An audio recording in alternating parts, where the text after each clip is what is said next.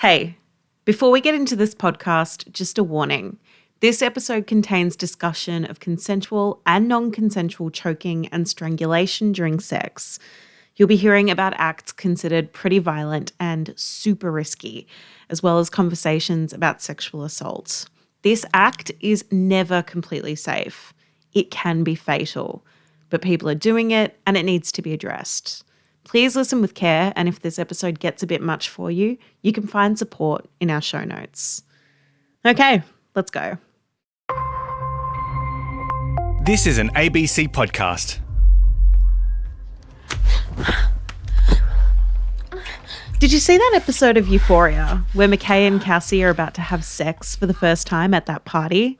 And it's all going well, it seems really cute, but out of nowhere, he grabs her throat and starts choking her.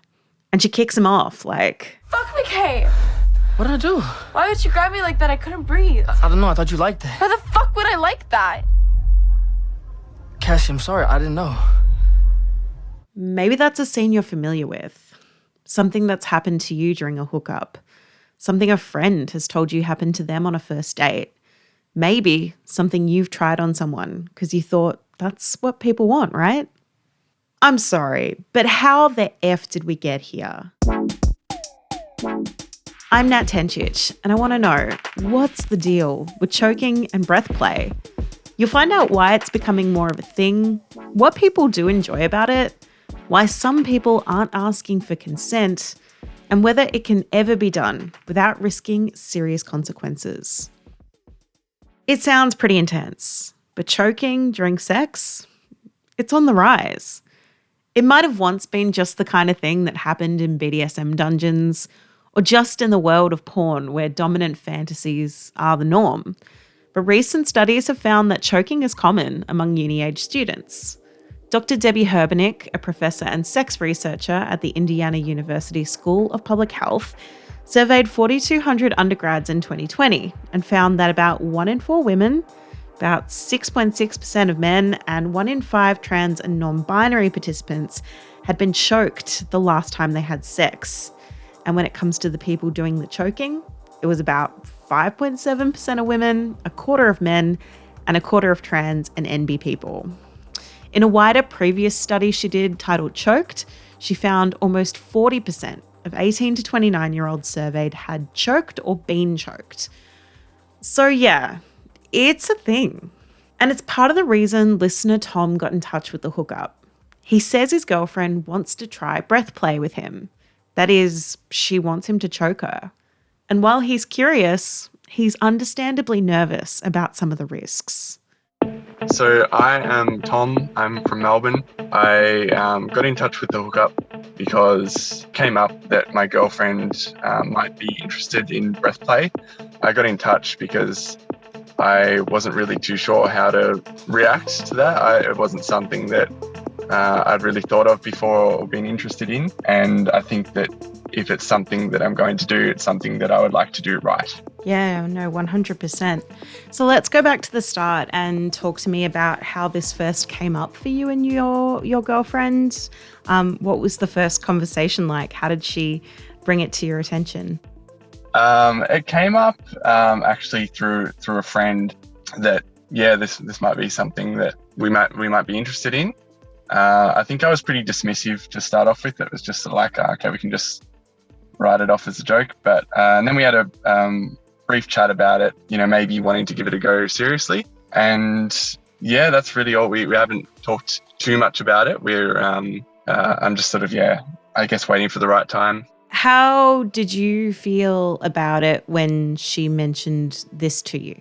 I was a little bit concerned. I think that I really care for her, and the idea of harming my girlfriend is something that it just feels very wrong, and it just feels like it goes against everything that I believe in. But I think after maybe some deeper reflection about what's happening, I did a lot of Googling and a lot of tried to do a little bit of research into it, and maybe I think I can sort of come around to a little bit why it's not something that it's not something that I would feel like that I sort of understand.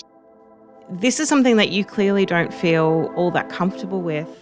but let me get this right, that you really feel like you want to try for the pleasure of your partner?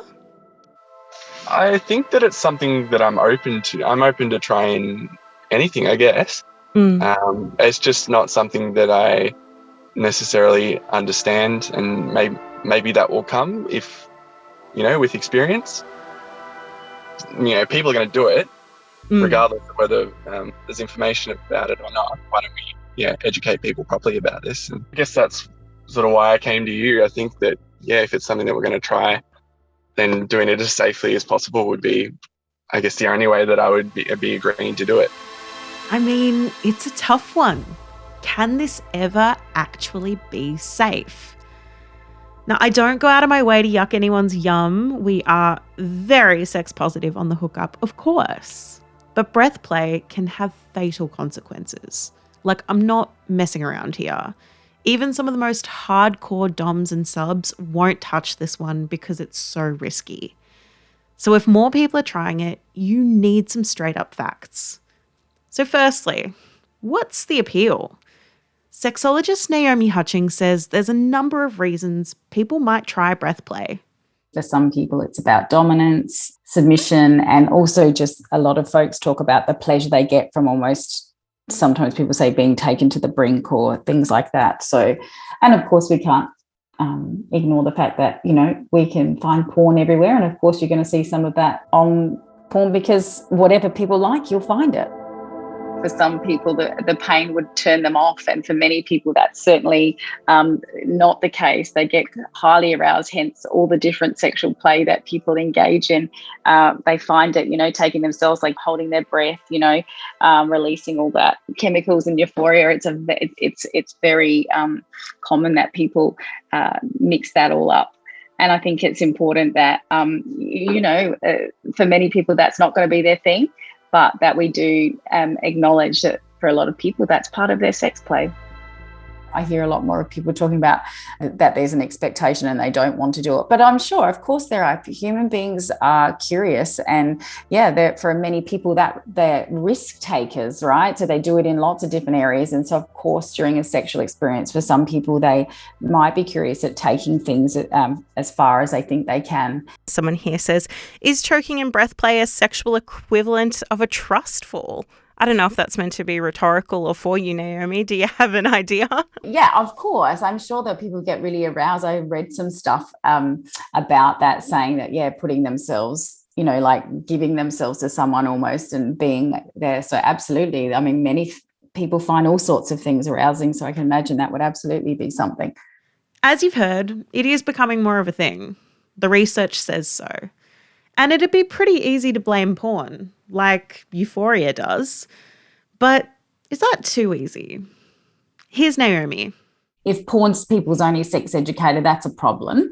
And the fact that some people don't know how to look at something and not see that as reality, right? Which is like with anything, Instagram and things like that. So I think without other sex education, comprehensive, inclusive sex education, that kind of stuff coming at it as well. So yes, and we've got the internet, right? So you can just get as much porn as you like. And I think, we absolutely can say that's some of it, but there are many people who watch porn and would absolutely, they watch it, they get off on whatever, maybe whatever it is they're looking for, could be choking, could be something else, and would never do that. Like that's just their arousal stuff. Just like people watch drifting and don't then still behave on the roads and stick to the speed limit, or watch heaps of horror stuff and don't go out murdering people. Yeah, exactly. It's not always a straight line. It depends on context, no. And there's also other stuff. It's not just porn. I mean, just like just chuck on Netflix or something like that. There's all sorts, and you'll see that stuff there too, that you'll see a lot more of variation of people's human sexual behaviour, including choking and that stuff too. It's a tricky thing. It can be super intimidating, but some people do find after trying it that it's something they enjoy. Listener Hazel from Canberra wasn't a fan at first, but really liked it after switching roles with a new partner. I used to be so kind of adamant. I was really not into that kind of stuff. I have multiple partners, and one of my partners asked me to do it once, and I I almost kind of teared up at the thought of hurting someone that I love or like doing something a little bit more dangerous. But I then met another one of my partners who I'm still seeing as well. And she's kind of led me down this path of, say, things more on the wild side. And I've gotten a taste of it now, and I can't get enough. That's really interesting. Like, do you go both ways? Like, do you give and receive with each other, or are you always the giver? So I would say that I was more the giver in my relationship with my longer-term partner. And maybe that's why I was hesitant, because it was that thought of having to, lay my hands consensually on someone that I do care for. And I had a bit of a mental barrier to get over there, I would suppose. But in the newer relationship, I took on more of a, receiving role. And I think that maybe gave me a different perspective on it. And I got to say, quite a fan. And you know what, Hazel?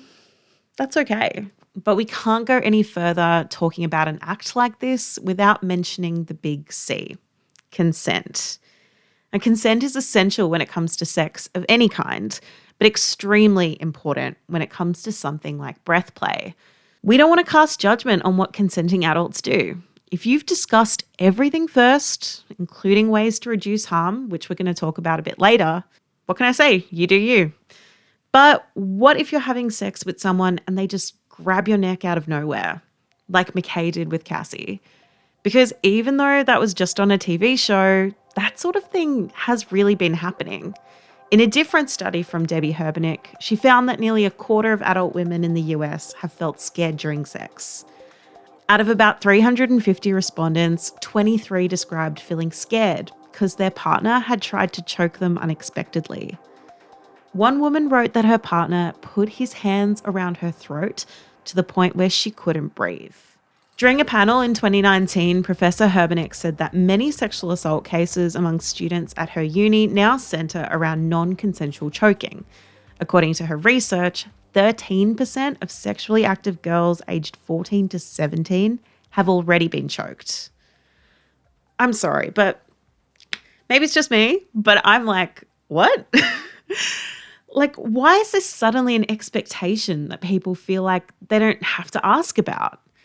Naomi says that while it's been great that as a society we're more open and experimental with sex and trying different things, it's having some backwards effects when it comes to what we pressure people into and what we feel like is normal.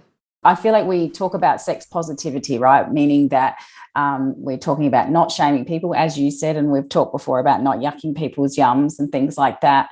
But I also think it's almost sometimes I get a little concerned that we've gone to the other point where people just feel like they can't say no to anything for fear of being judged as well, like for choosing not to have sex at all or not being open and not being poly and stuff like that. So also I do think there's that kind of influence as well around feeling like if they don't do certain things, like they're just boring, hence, using that language, which I also hate, like vanilla and this, calling them all different words when really it's all just a variation of human sexual behaviour. And all of that can have really messed up consequences, as you might expect. Someone who knows that far too well is hookup listener Dolly. She reached out to tell her pretty heavy story about meeting someone on a dating app who strangled her until she passed out without her express consent. What happened was I had arranged to meet up with someone through like an online dating app that's specifically for kink. And I mean, the messages that he sent were very brief. And in one of them, he said, "I'm going to choke you out as soon as I walk into the door." And, me not kind of taking that seriously, just I thought it was a bit of a hype up. And we had previously agreed that, a little bit of choking was okay. So when I had opened the door and that was the first thing that happened, I was a bit shocked, and he choked me to the point where I became unconscious.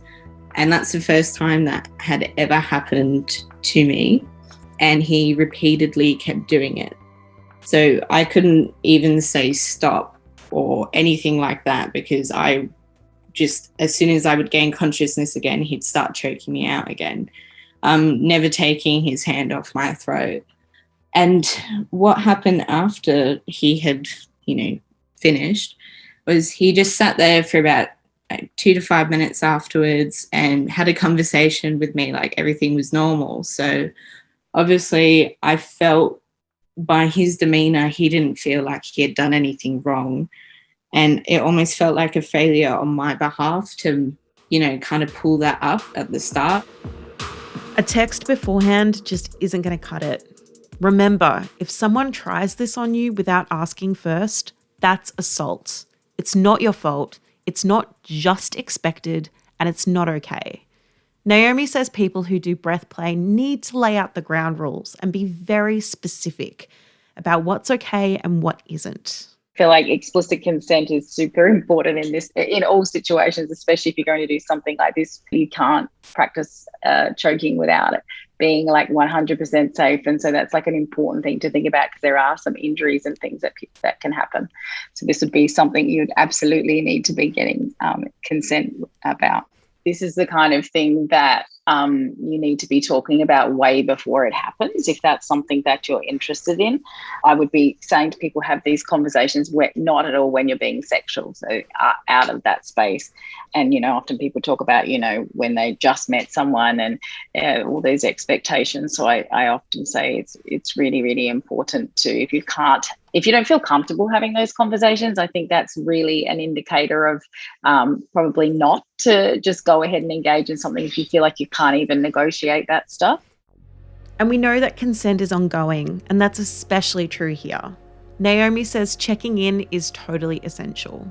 This is that stuff around, they talk about enthusiastic consent, but ongoing consent is ongoing, and, checking in how people are feeling all the time.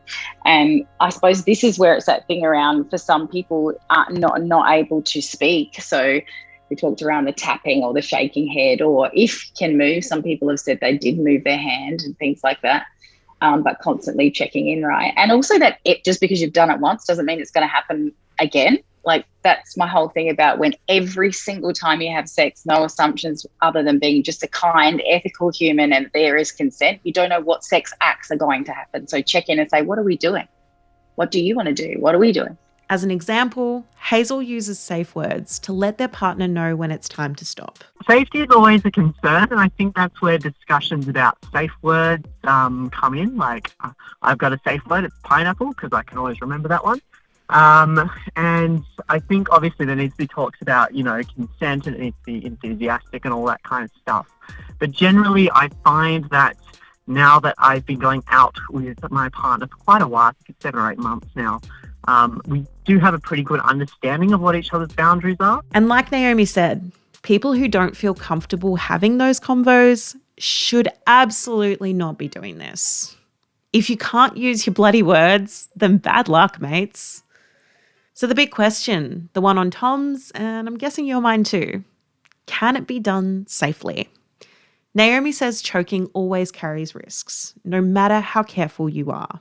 For a lot of people, risk-taking is the thing that arouses them, right? It's not just in sex play. People take risks. They climb, huge mountains without, their hooks and stuff like that. But I think that's sort of something to consider, because things can go wrong, especially, and also thinking about maybe, talking to people about alcohol and drugs and things like that around that would be something, when we talk about safer sex, because often, sex educators like us, we often just say nothing's really 100% meaning anything around, STIs, unplanned pregnancy, things like that. But if we're talking specifically around choking, that's stuff you really need to consider, because things can go wrong. There are some people who even engage in, whatever you want to call it, kink, BDSM, or different kinds of sexual behaviour who refuse to do that. That's one thing they say no to, because we know that, there's things like seizures, neck injuries, and obviously we know that folks can die. So that's kind of why a lot of people will sort of draw the line at that. So I think it's really sort of important to know that. If you like the sensation, there are safer ways to try this stuff out.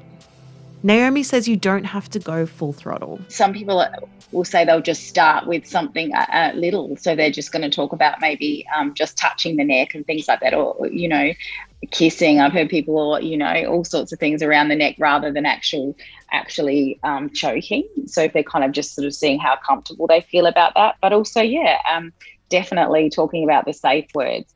Some suggest receivers just hold their own breath or lie backwards with their heads hanging over the bed, or wear a collar or choker, one with a quick release clasp. It's a lot, and it's totally okay if it's not for you. I'm saying that to givers as well as receivers. Naomi says there should be no pressure to ever do a sex act you don't want to. It's okay to say, no, I don't like that, don't want to do that. Or like, I suppose the person who's started this sort of conversation, he was saying that he has sort of, said that he's unsure. And I think that's important to talk about that too. It's okay. So for many different sex acts, people might feel a bit worried, or maybe they're interested, but they're not sure. So I think it's really important, like it's super important if you're going to be sexual with someone, that you're having these conversations about, and I think checking in with yourself, often that's something, people checking in, of course, with the people but that they're going to be sexual with, but also, why am I doing this? Is this something I want to do? Does this really get me off? Or is this because I think I should be doing this? And sort of unpacking that a little and holding that thought. If you want to do something like this, everyone's got to be on board. It has to be a conversation. If your partner wants it from you, proceed with all of the caution you've heard here. Safe sex isn't just about using condoms. It's about making sure everyone feels protected, cared for, and respected. It's about putting everything on the table first and not sneaking anything under. It's about getting that pleasure, but not at anyone's expense. Oh, okay. Thanks for sticking with me, and I hope that helps. Tom got in touch by emailing us at thehookup@abc.net.au, and you can also DM us on Insta too. Follow us there for more hot sex tips and relationship advice. And I'll catch you next time.